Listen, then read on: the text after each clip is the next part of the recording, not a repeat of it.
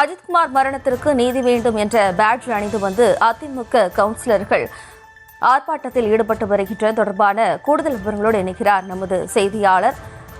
வணக்கம், விவரங்களை பதிவு பண்ணலாம்.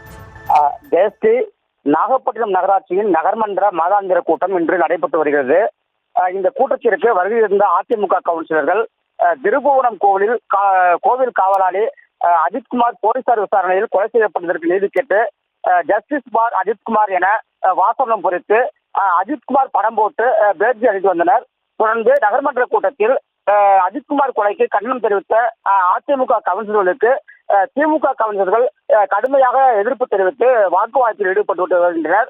மேலும் சாத்தான்குளம் தந்தை மகன் இரட்டை கொலை அதிமுக ஆட்சியில் தானே நடந்தது என அப்போது திமுக கவுன்சிலர்கள் எதிர்த்து வாக்குவாதத்தில் ஈடுபட்டனர். அதற்கு அதிமுக கவுன்சிலரும் எதிர்ப்பு தெரிவித்து வாக்குவாதத்தில் ஈடுபட்டதால் அதிமுக திமுக கவுன்சிலருடைய மோதல் உருவாகும் சூழ்நிலை ஏற்பட்டது.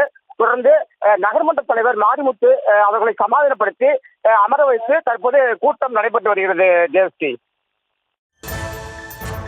விவரங்களுக்கு நன்றி நிலையம்.